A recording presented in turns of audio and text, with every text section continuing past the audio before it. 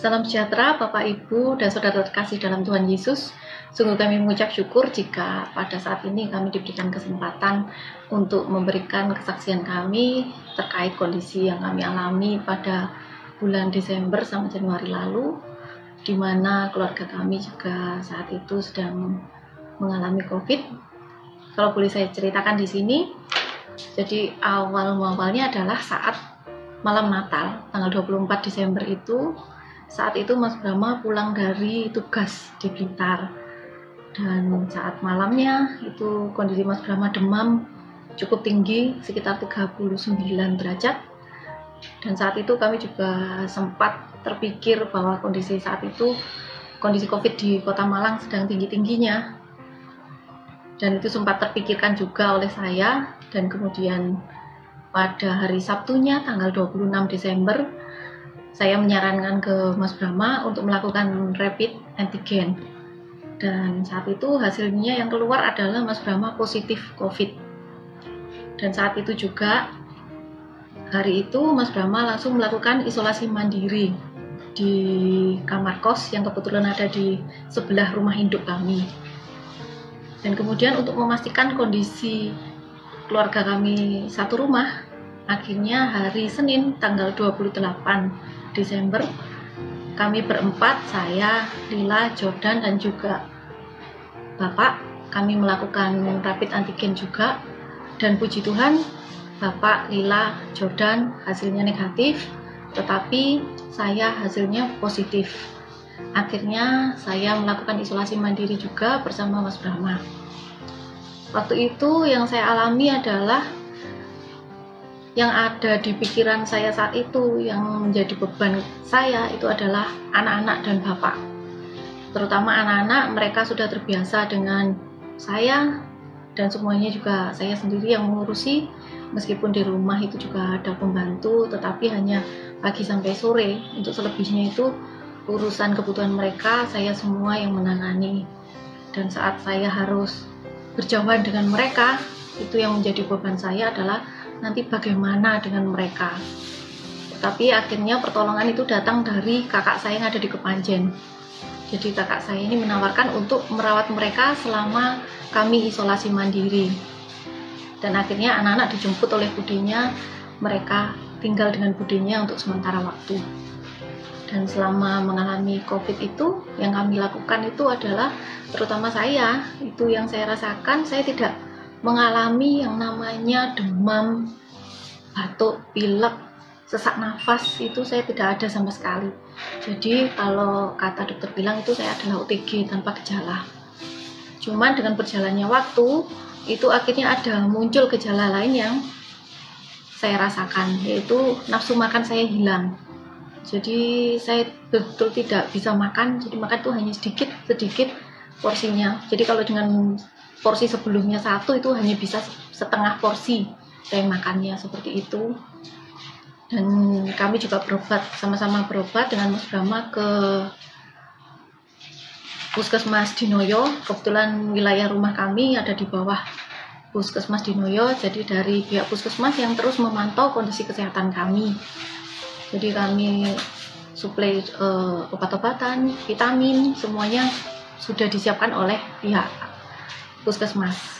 Dan juga tiap pagi kami menjalani rutinitas seperti berjemur, kemudian makan makanan sehat, seperti itu yang kami jalani. Dan yang memang menjadi beban berat saya adalah terpisah dari anak-anak, karena selama ini saya tidak pernah meninggalkan mereka sampai selama itu, karena saya harus berpisah mereka kurang lebih 2 minggu. Dan 2 minggu setelah rapid itu, saya melakukan rapid antigen kembali, dan puji Tuhan hasilnya adalah negatif. Jadi saya memang semangat sekali untuk melakukan yang disarankan oleh puskesmas tersebut, karena memang saya ingin sembuh, saya ingin berkumpul dengan anak-anak kembali, saya ingin anak-anak pulang ke rumah, dan saya ingin merawat mereka kembali, karena saya tahu bahwa mereka cukup berat jauh dari kami orang tuanya. Seperti itu yang kami alami. Saya di sini sebagai anak merasa sedih ketika mendengar kedua orang tua positif. Pada awalnya saya juga merawat mereka dengan mengambilkan makanan dari rumah dan menyiapkan segala sesuatu yang diperlukan mama dan papa. Tapi mama ingin aku dan Jordan pergi ke Kepanjen ikut Bude. Pada awalnya saya nggak terima, kan saya ingin merawat mama sama papa, ingin bantu juga. Tapi karena mama memaksa saya, dengan berat hati saya dan Jordan ikut pergi bersama Bude ke Kepanjen. Dan setelah saya mendapat kabar bahwa mama sudah negatif, saya senang. Dan akhirnya saya bersama Jordan pulang ke rumah dan kumpul lagi bersama mama. Shalom Bapak, Ibu, Saudara sekalian. Pada kesempatan ini saya ingin berbagi cerita kepada Bapak Ibu pada saat saya terkena virus COVID-19. Sebagai seorang salesman, hampir setiap hari di pekerjaan saya itu mengharuskan saya untuk keliling dari satu daerah ke daerah yang lain, ketemu banyak orang dan banyak orang lagi. Yang saya ingat pada hari itu tanggal 24 September, malam Natal, saya pulang ke Malang. Malam hari saya demam, badan panas. Waktu diukur panasnya waktu itu sampai 39,5 ya. Sampai dengan tanggal 25 pas hari Natal, panas saya juga belum turun. Akhirnya istri saya menyuruh saya untuk segera melakukan rapid. Sempat muter-muter cari tempat yang murah juga sih pada waktu itu, sampai saya akhirnya memutuskan untuk melakukan rapid antigen itu di Lab Bromo, karena memang di beberapa tempat antriannya begitu luar biasa. Pagi hari saya rapid, siang saya ambil hasilnya dan hasilnya reaktif. Sungguh luar biasa. Keesokan harinya hasil lab saya bawa ke Puskesmas Dinoyo. Jadi selain untuk melakukan pemeriksaan lebih lanjut, saya juga butuh tahu kondisi saya seperti ini separah apa dan saya harus bagaimana. Dan atas saran dari dokter Puskesmas, saya juga melakukan tes lanjutan, yaitu swab, dan hasilnya positif. Pikiran saya pada waktu itu hanya, gimana ya istri saya, anak-anak saya, terutama bapak saya. Karena seperti yang banyak diberitakan di media-media, orang-orang berbicara itu, manula, itu orang tua, itu rentan sekali terkena COVID. Dan puji Tuhan, bapak dan anak saya negatif, tetapi istri saya hasilnya juga positif. Yang saya rasakan pada waktu itu selain demam, jadi tulang-tulang saya ini rasanya seperti nugel-nugel kalau istilah Jawanya. Dan kalau jalan itu rasanya seperti tidak nempel tanah, jadi ngelayang gitu. Dokter Puskesmas bilang kalau saya ini termasuk penderita COVID yang OTG atau orang tanpa gejala. Karena selain kadar oksigen di tubuh saya normal, saya tidak batuk. Saya juga tidak pilek, saya juga tidak napas, saya juga tidak diare, mencium bau saya masih bisa, merasakan asin manis pedas saya juga masih bisa. Multivitamin saya dapatkan dari Puskesmas, antibiotik juga dapat, obat kumur. Tetapi yang paling penting waktu itu saran dari Puskesmas itu saya harus melakukan isolasi mandiri minimal 14 hari. Selama 14 hari tidak boleh pergi kemana-mana, selalu jaga jarak dengan orang lain. Dan yang paling penting adalah waktu itu menjalankan pola hidup sehat. Ya, jadi saya bersama istri sama berdua melakukan isolasi mandiri. Dan puji Tuhan juga kondisi dan situasi di rumah itu sangat memungkinkan untuk kami melakukan isolasi mandiri di rumah. Jadi tidak harus dijemput dan pergi ke safe house.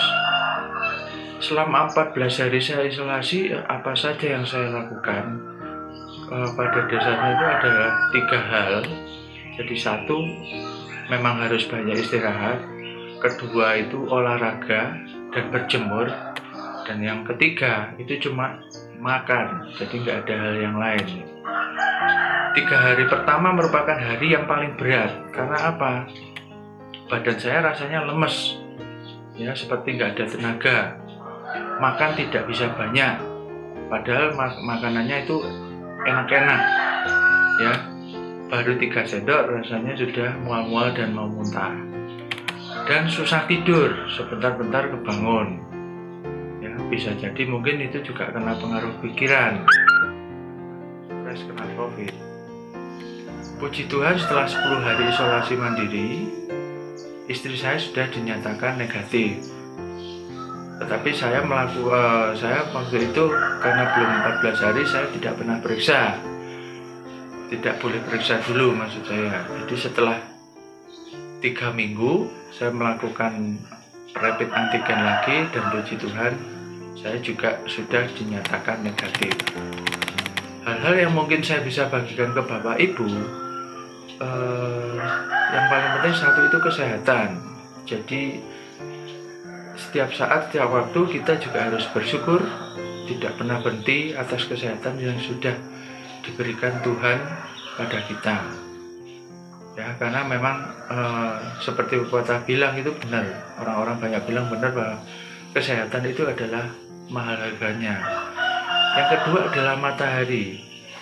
Selama ini mungkin kita atau saya tidak pernah memperhatikan atau rodok cuek istilahnya terhadap matahari. Dan ternyata setelah saya menderita COVID, matahari begitu luar biasa ya membantu saya dalam proses penyembuhan. Yang ketiga, dukungan dari famili, keluarga, saudara, teman, kerabat yang di sekitar kita. Ya, jadi dukungan yang tidak pernah berhenti, doa, saran, perhatian itu begitu luar biasa dalam membantu proses penyembuhan saya. Dan yang paling penting adalah pertolongan dari Tuhan. Saya sungguh bersyukur karena Tuhan masih mengizinkan saya untuk sembuh seperti sedia kala. Demikian Bapak Ibu Saudara, kiranya cerita ini boleh menjadi berkat buat Bapak Ibu Saudara sekalian. Terima kasih, salam sehat selalu, Tuhan Yesus memberkati.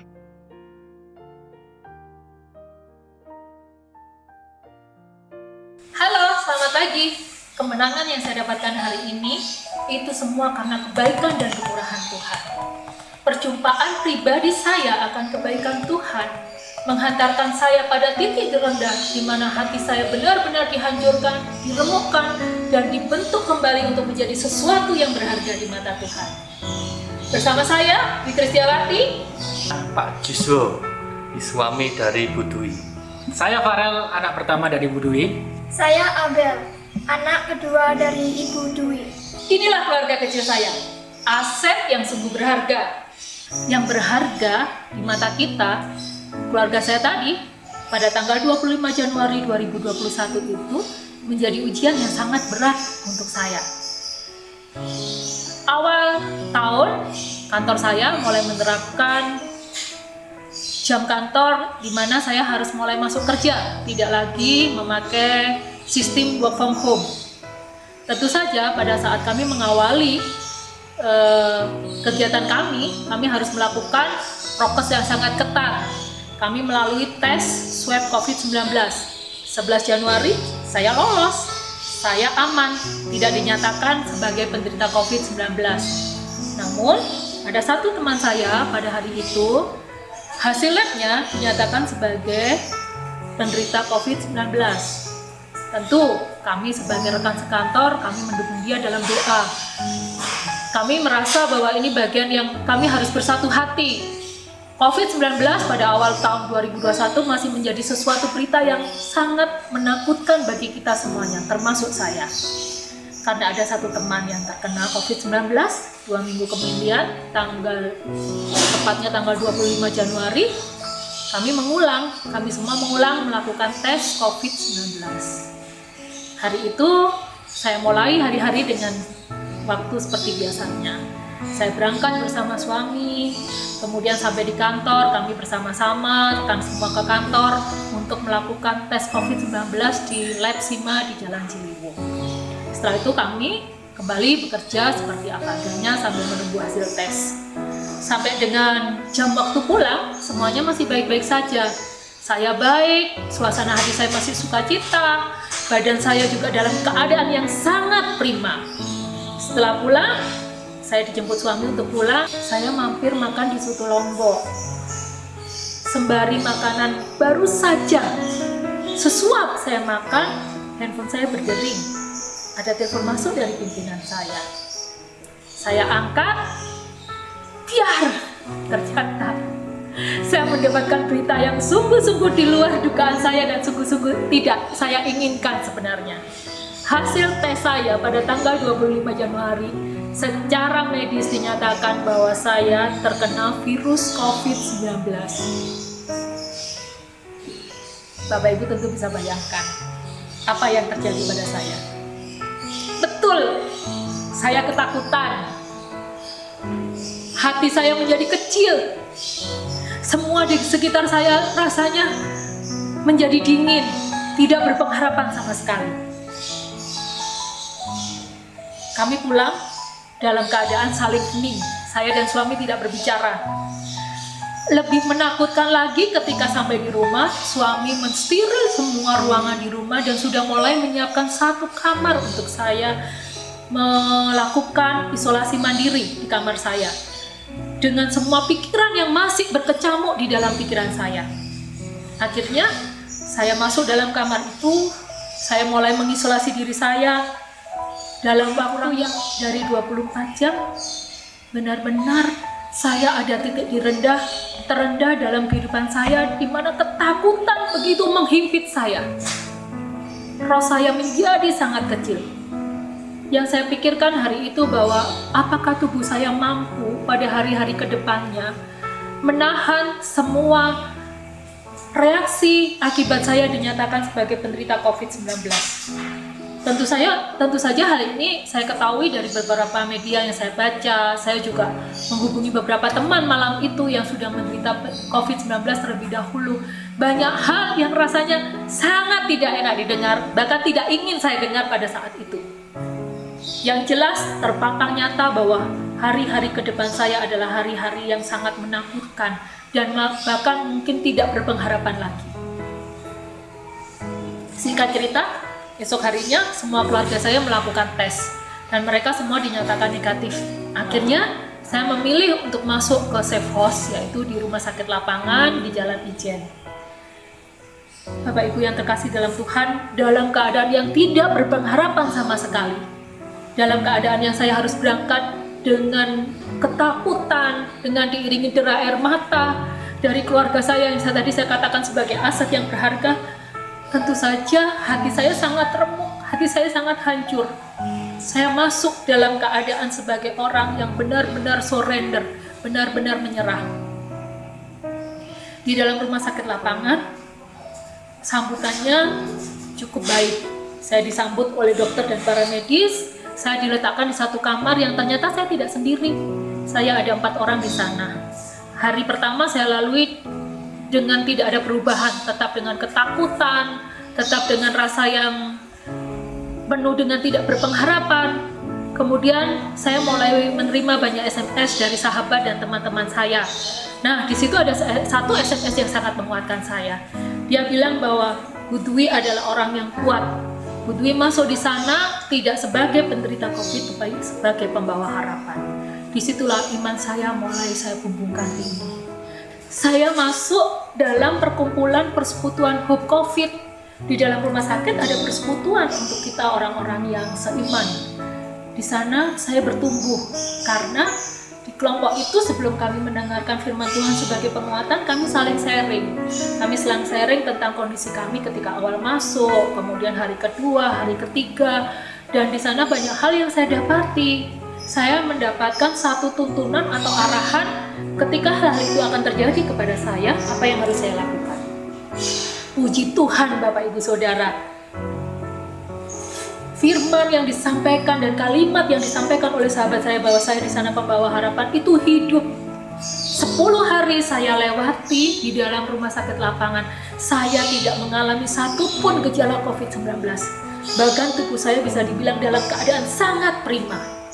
Saya semakin bersemangat. Hari kedua, hari ketiga, hari keempat, roh saya semakin menyala. Saya mencari Tuhan dengan lebih sungguh lagi.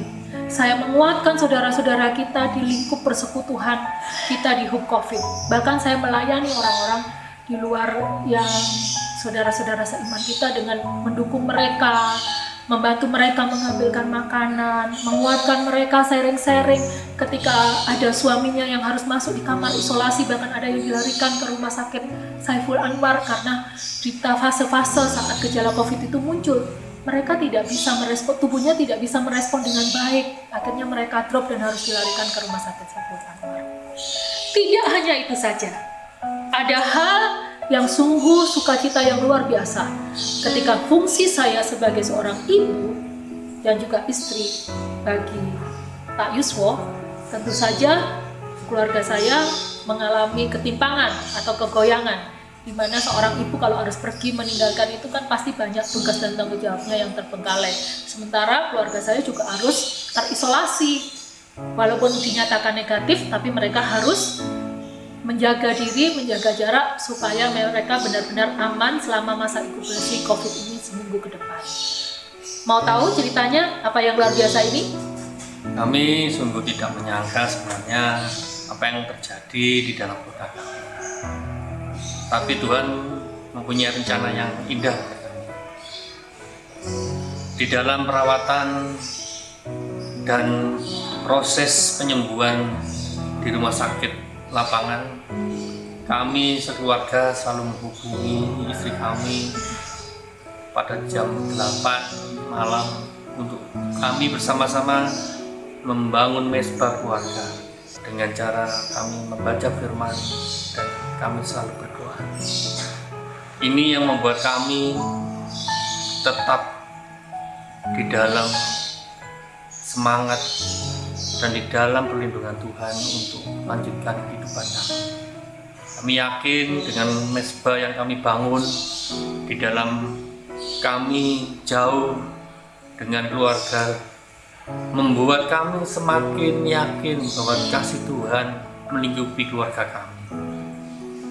Begitu pula istri kami yang jauh dari kami dalam perawatan tim dokter.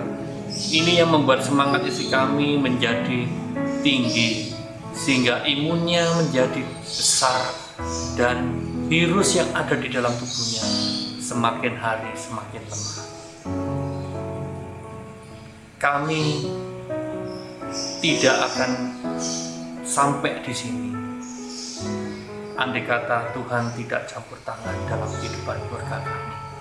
Ya, sebelumnya tidak menyangka kalau mama terkena paparan virus COVID-19 gitu ya, karena tahu sendiri kalau mama itu sangat menjaga kesehatan, maksudnya prokes atau kayak sering cuci tangan, terus memakai masker dan lain-lain seperti itu.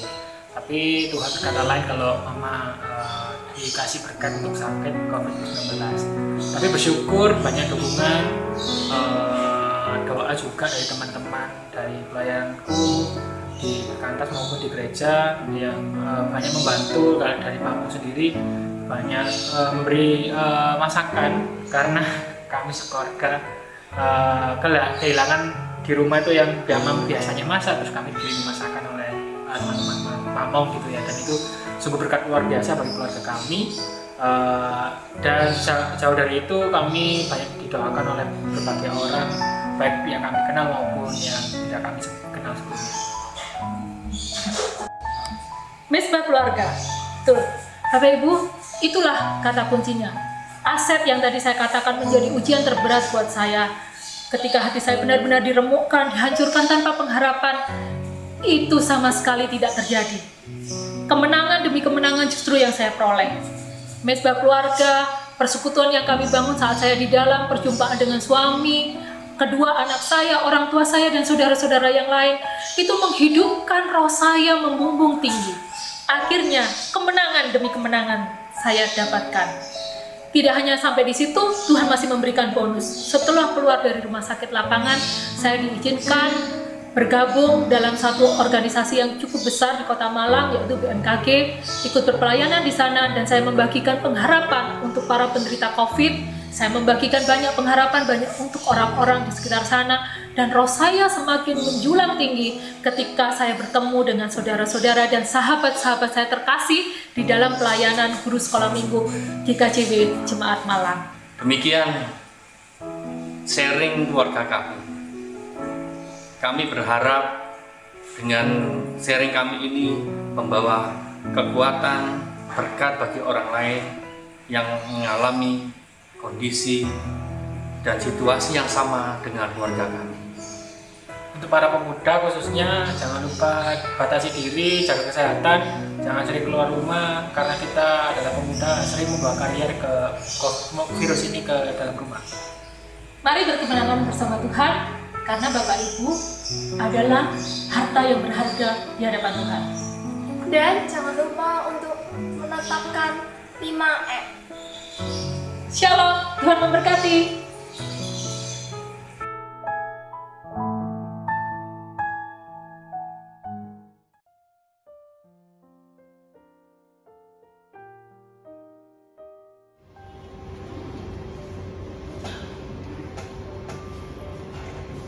Shalom, saya Dr. Alvinus Lamboji yang sejak tanggal 21 Januari 2020 diminta oleh PGI dan Yayasan Kesehatan Rumah Sakit PGI Cikini untuk menjadi direksi di Rumah Sakit PGI Cikini, Jakarta. Saya akan mengisahkan kesaksian saya tentang bagaimana rasanya mengalami sakit karena COVID-19. Berikut ini kisah saya.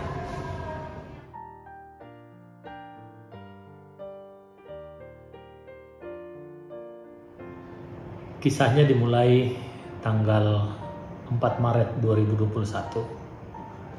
Hari itu anak saya Disa merasa sakit tenggorokan. Lalu saya mengajak, ayo kita rapid test antigen. Ya, kami sama-sama melakukan tes di rumah sakit, dan ternyata swab antigen Disa positif, saya negatif. Lalu Disa langsung saya usulkan supaya lanjut dengan tes PCR, hasilnya positif.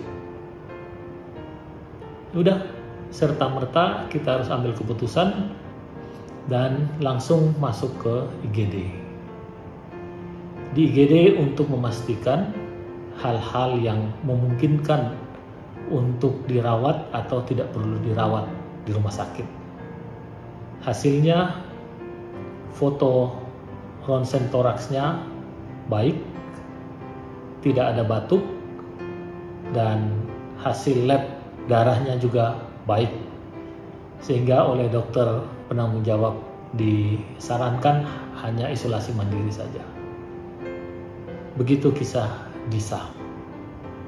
Lalu besoknya tanggal 5 Maret, setelah menjelang siang, staf saya Bidan Diana yang juga penyintas COVID bertemu dengan saya, katanya, "Dok, loh kok wajahnya merah seperti orang demam?"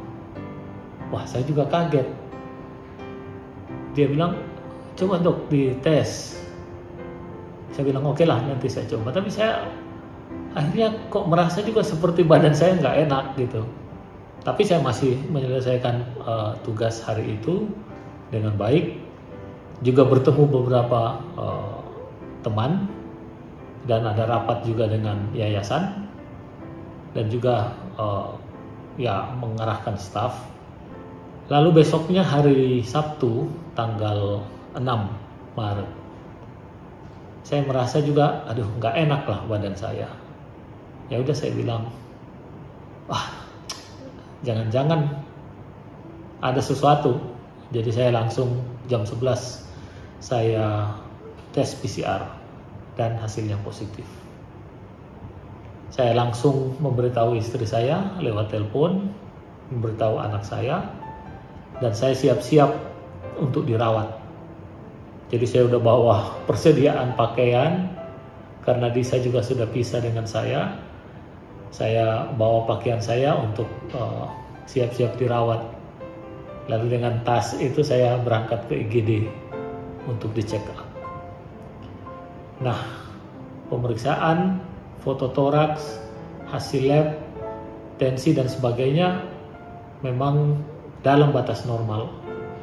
Tetapi karena usia saya di atas 60, jadi dokter DPJP, yaitu dokter Inolin Panjaitan, dan juga beliau adalah direktur medis kami di Rumah Sakit PGI Cikini, menyarankan pada saya, dok dirawat saja. Karena usia dan tensi dokter itu agak tinggi sedikit. Nanti kita cek semuanya. Lalu saya menunggu, sore harinya saya langsung masuk ke ruang perawatan.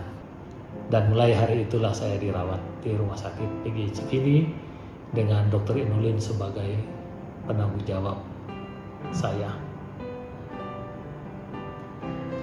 Kemudian selama perawatan saya langsung dipasang infus segala macam, diambil darah, dan juga beberapa tes harus dilakukan.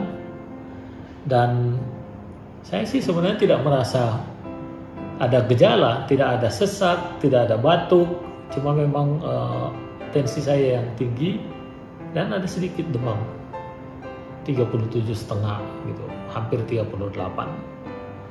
Dan baru 3 hari kemudian saya merasa penciuman saya hilang gitu. Dan itulah yang baru saya sadari bahwa oh ya, saya ini ternyata positif beneran gitu. Ya, cuman gejala yang terasa, badan saya kok makin lemas, tapi rasa makan ya, rasa makanan itu tidak berubah. Sehingga sebagaimana kebiasaan saya selama ini, walaupun saya sakit atau apa, baik di rumah, saya selalu makan banyak. Saya nggak mau kurangi porsi saya, dan saya yakin dan percaya bahwa itu bisa menguatkan imunitas. Dan begitulah, saya makan dan selalu habis porsi makanan saya. Ya, dalam perjalanannya, marker laboratorium menunjukkan bahwa saya itu infeksinya berat ternyata. Infeksinya berat, lalu 3 hari kemudian itu panas saya meningkat 38 lebih, tapi batuk tidak ada, sesak napas tidak ada, tapi pembekuan darahnya itu meningkat. Sehingga saya memang sejak awal sudah diberi infus obat-obatan untuk mencairkan pembekuan darah itu secara terus-menerus. Sampai selesai saya pulang masih diberi infus heparin untuk mencairkan darah. Ya, foto toraks saya relatif baik, tetap baik, nggak ada sesak. Hanya memang gejala lemes itu yang dominan. Saya biasa juga jalan ke toilet untuk buang air, tapi buang air kecil pakai pispot. Pagi saya bisa mandi dan infusnya dilepas dulu, saya mandi. Tapi begitu jalan balik dari kamar mandi, saya pakai baju sisiran, lemas. Jadi saya lebih banyak tidur.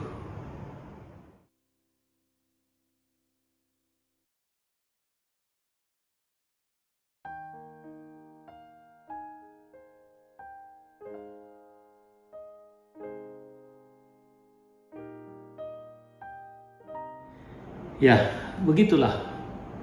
Saya dirawat di rumah sakit, Disa isolasi mandiri di guest house.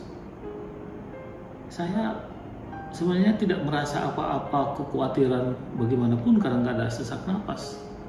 Tapi faktanya, klinisnya dan laboratorisnya itu sakit berat. Kalau saya jalan sedikit kamar mandi balik itu seperti ngos-ngosan gitu, seperti orang habis lari. Saya juga iri ya melihat teman-teman lain yang dirawat itu, mereka pagi bisa jalan di taman untuk dapat sinar matahari. Lalu saya coba juga disarankan untuk jalan-jalan pagi, tapi cuma satu putaran di taman kecil itu, waduh saya sudah loyo dan oleng gitu. Ya saya cepat-cepat balik lagi. Nah, saya berterima kasih kepada dokter Inulin, dokter lain, dan khususnya teman-teman perawat yang menolong saya, membantu saya. Mereka selalu nasihati, dok, doakan, berdoa lebih banyak gitu. Ya memang dalam suasana ini saya juga merasa tertekan gitu ya. Tertekan bahwa saya sakit COVID tapi tidak merasa terlalu sakit gitu. Hanya tertekan. Dalam tertekan itu saya juga merasa saya tidak didampingi keluarga. Tetapi ini sangat dilematis ya. Dalam era pandemi ini kan kebanyakan pasien-pasien itu tidak harus didampingi, tidak boleh didampingi oleh keluarga. Jadi apa yang saya lakukan ya, kami video call dengan istri dan anak-anak, bercakap-cakap. Kalau ditanya bagaimana Pak keadaannya, ya saya bilang baik saja. Walaupun saya merasa ya saya harus menunjukkan bahwa saya baik-baik saja supaya tidak ada kekhawatiran. Dan saya batasi orang-orang yang tahu saya sakit, baik teman-teman saya semua, bahkan saudara-saudara kandung saya dan orang tua saya baru tahu setelah seminggu saya dirawat. Bukan apa-apa, saya ingin supaya tidak banyak orang panik begitu ya. Ya memang situasi ini yang sulit karena juga di kantor saya dirawat, banyak hal-hal teknis rumah sakit yang harus dikerjakan, saya tidak ada ya, tetapi ya semua dikonsultasikan dengan baik dan melibatkan semua pihak yang bertanggung jawab, direksi dan yayasan untuk menjalankan roda rumah sakit ini dengan baik. Jadi dalam masa pengobatan ya saya harus minum 8-12 butir obat sekali minum gitu ya. Belum lagi infus antivirus lah, antibiotik lah, vitamin C lah, vitamin yang lain, kemudian pengenceran darah dengan infus heparin, macam-macam. Jadi waduh bolak-balik itu perawat datang, ganti infus ini, habis itu berikutnya ini, berikutnya itu. Nah itu juga membuat stres gitu. Memang saya bisa mengerti. Saya saja yang sedemikian, apalagi orang yang dengan gejala sesak napas dan sebagainya. Saya juga bisa mengerti bahwa banyak orang di dalam masa-masa sulit selalu bertanya, di mana Tuhan?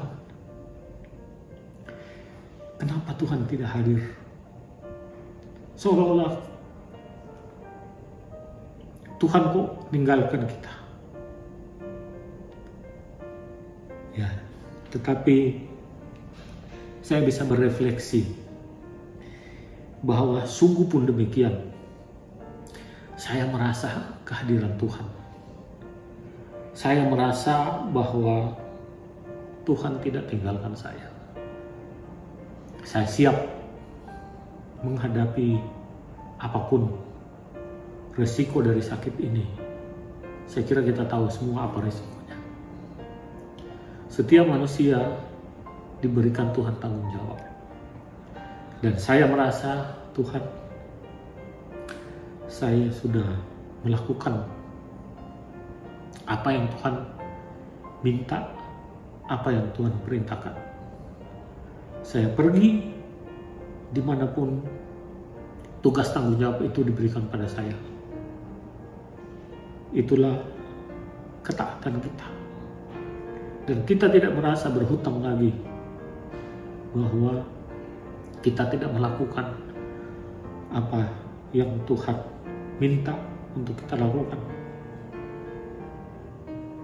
Ya, kalau memang Tuhan menakdirkan kita meninggal dunia tanpa didampingi siapapun, ya memang wajar. Karena toh kalau kita meninggal, ya meninggal sendiri gitu, dalam kesendirian. Jadi hapuskanlah kata-kata atau moto yang bilang, wah kita harus sehidup semati. Nggak ada itu. Yang satu hidup, yang satu meninggal. Jadi kalau mau bilang soal cinta sehidup semati, janganlah. Cinta itu sampai maut memisahkan. Dan kita harus bersyukur kalau Tuhan yang memanggil. Kita dipanggil dalam kasih dan naungan Tuhan kita Yesus Kristus. Saya sangat menyadari bahwa Tuhan itu ada. Tuhan itu hadir di setiap kesusahan kita. Dia hadir di setiap kesakitan kita. Tuhan hadir di setiap pembuluh darah saya yang mengandung obat-obatan. Tuhan hadir di setiap perhatian dan jamahan dokter serta perawat yang merawat saya. Saya sadar Tuhan hadir di setiap video call saya dengan istri, anak, bahkan dengan papa saya dan saudara-saudara kami yang lain. Saya sadar bahwa Tuhan hadir di setiap doa yang dipanjatkan oleh teman-teman saya dan saudara-saudara yang lain. Saya sadar bahwa Tuhan hadir juga di dalam setiap desahan nafas saya. Puji Tuhan, kiranya bermanfaat apa yang saya sampaikan. Dan saya bersyukur pada tanggal 21 Maret saya dinyatakan sembuh, boleh pulang dari perawatan, masih istirahat 3 hari, dan saya sudah mulai bekerja lagi seperti biasa sampai saat ini, sejak tanggal 24 Maret 2021. Kiranya Tuhan memberkati kita. Shalom.